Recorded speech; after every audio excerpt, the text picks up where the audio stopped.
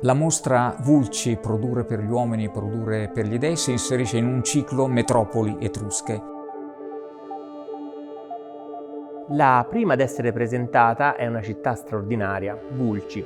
Il tema scelto per presentare la città è quello dell'artigianato.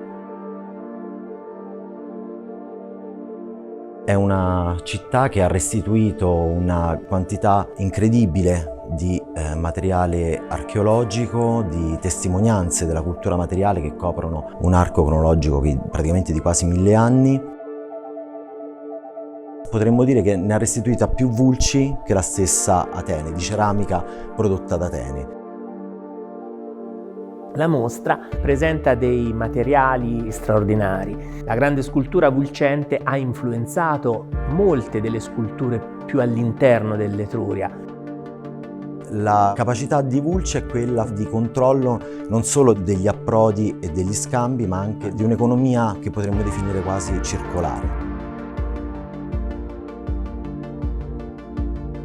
Una città che ha fatto la storia dell'archeologia etrusca, la mostra tende ad illustrare proprio questo. Attraverso un nucleo ristretto di oggetti offre forse la più ampia varietà che una città come questa poteva offrire.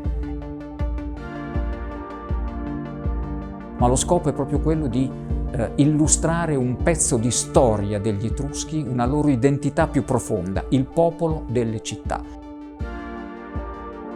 Io trovo che nella storia di queste grandi città ci siano tanti elementi di attualità che parlano moltissimo a noi, che parlano moltissimo ai giovani. Penso ad esempio al tema dell'integrazione tra stranieri che arrivano in queste grandi città etrusche, vengono integrati, vengono coinvolti. Penso al tema dei porti aperti. Queste città hanno ognuna un suo porto, Vulci aveva il suo porto, dal quale arrivano non solo merci ma arrivano uomini soprattutto. Le possiamo veramente definire città aperte.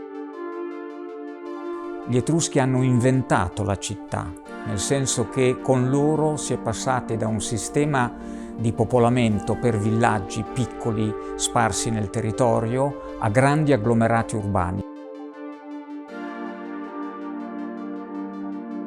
Ebbene, quello degli Etruschi è un esempio assolutamente straordinario e moderno, perché si vede come la metropoli, nel caso degli Etruschi, si espande funzionalmente attraverso un processo razionale di rapporto col territorio. È una loro grande invenzione, dove questa concentrazione demografica è anche il segno di una complessità storica, perché poi la città diventa luogo della produzione, luogo dello scambio, luogo per il controllo di un territorio. Il popolo che ha insegnato ad abitare in città a tutta l'Italia antica e da allora è diventato il modo di abitare in età romana, nel Medioevo e anche più tardi. Le possiamo veramente definire città aperte perché sono propense all'accoglienza degli stranieri, alla loro integrazione, al fatto che ci si possa tranquillamente riconoscere, ad esempio, negli stessi culti. Quindi la metropoli etrusca è una metropoli che viaggia nel passato e lo occupa pesantemente di significato, ma viaggia anche nella modernità, nell'attualità e costituisce un paradigma con cui oggi forse dovremmo fare i conti e usarlo come riferimento e come ispirazioni per le nostre future città. La Fondazione Luigi Rovati continua il suo dialogo tra l'arte etrusca e l'arte contemporanea nella mostra Vulci, produrre per gli uomini, produrre per gli dei. Questa volta il dialogo con le opere e i reperti della città antica di Vulci le abbiamo con il maestro Giuseppe Penone. Giuseppe Penone e le sue opere dialogano con Vulci attraverso una assonanza di contenuti, di forme e di materiali. Un dialogo unico con le opere antiche e in questo caso lo vediamo attraverso le forme, attraverso i materiali, ma anche attraverso la tematica generale della mostra, cioè questo che è l'artigianalità.